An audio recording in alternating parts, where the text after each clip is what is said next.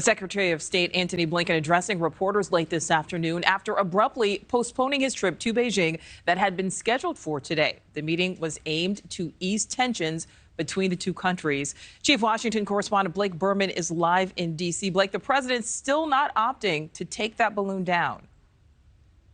Exactly, Nichole. And over here at the White House, they made it clear throughout the day today that they believe this Chinese surveillance balloon violates international law. And they say, as it relates to the future fate of this balloon, that all options remain on the table. Now, President Biden was asked about this repeatedly today by reporters. He did not engage when he was asked. But the press secretary, Karine Jean-Pierre, aboard Air Force One, was asked if the commander-in-chief has ruled out shooting it down. We're going to continue to monitor. I'm going to clearly leave it to the Department of Defense to figure out the next steps as they monitor this, but I just don't have anything else to share. And Nichole, the White House says that President Biden is receiving regular briefings on this issue.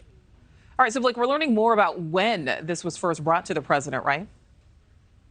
Indeed, yes. We now know, according to the White House, that President Biden was first briefed about this balloon on Tuesday. He's been advised by his top military brass. That includes the head of the Pentagon, the Secretary of Defense, along with the chairman of the Joint Chiefs of Staff and the head of Northern Command. They all made, according to the White House, a quote-unquote strong recommendation not to take action. Now, the White House also says the president took that recommendation, quote, seriously, and is making it known that they are following, at this point, the president is, the lead of the Defense Department. But the White House at this point, Nichole, has yet to say why there's been a gap of informing the public. You heard some of the reporting and questioning there in Kelly's report. Keep in mind, the president was first made aware of this on Tuesday, and the general public, including us in the media, were not made aware of this until late in the afternoon on Wednesday, Nichole.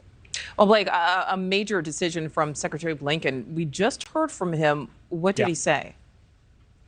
Yeah, so the Secretary of State, Antony Blinken, was supposed to be in China this weekend. However, he said this morning he picked up the phone, talked to his counterpart over in Beijing, and said that trip won't be happening. I made clear that the presence of this surveillance balloon in U.S. airspace is a clear violation of U.S. sovereignty and international law, that it's an irresponsible act, and that the PRC's decision to take this action on the eve of my planned visit is detrimental to the substantive discussions that we were prepared to have. And back over here at the White House, Nichole, they say that President Biden was in agreement with the Secretary of State that he should not go forward with that trip to China at this time. Nichole? Yeah, postponed for now. All right. Blake, thank you for that. Thank you for watching. Go to newsnationnow.com to find News Nation on your television provider. And don't forget to click the red subscribe button below to get more of News Nation's fact-driven, unbiased coverage.